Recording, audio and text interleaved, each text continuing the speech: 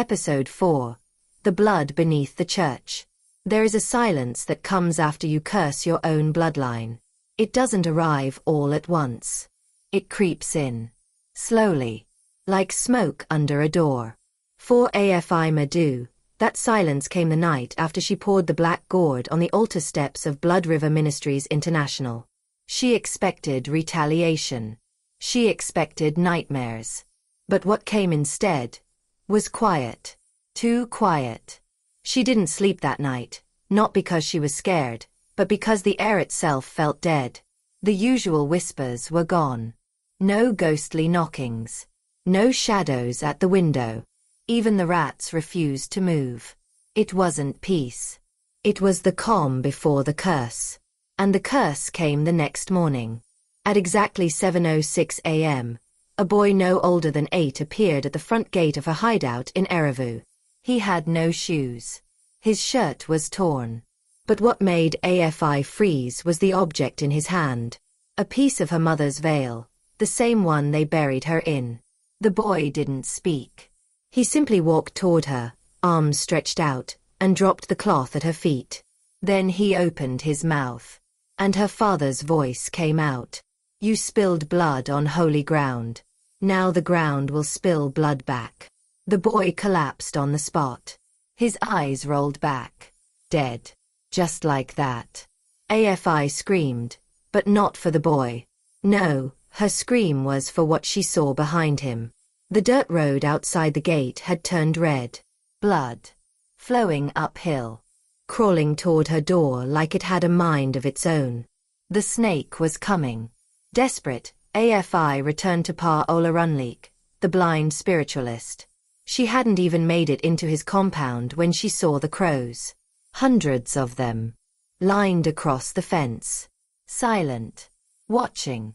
Inside, the old man sat in the middle of a salt circle, muttering to himself in Yoruba and drawing sigils with kola nut paste. His face was pale.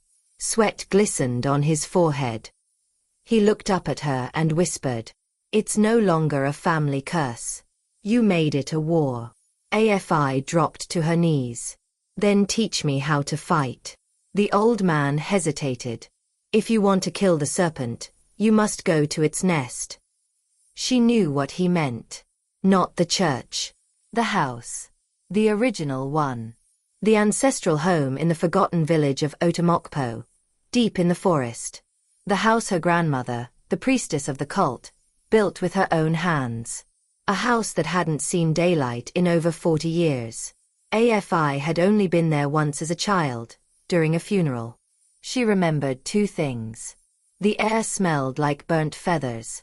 No birds sang for miles around. 3 days later, AFI stood at the edge of the Otomokpo forest, clutching a satchel of charms and a machete that refused to stay clean. Pa Olarunleek had given her final instructions. When you reach the house, you must find the shrine beneath the floor. There, you'll see a jar. Inside it is the real covenant, the one that binds your father, the ghost, and the snake. You must break it with your blood. Sounded simple. It wasn't. By the time she reached the crumbling mud house, her clothes were torn and soaked in sweat.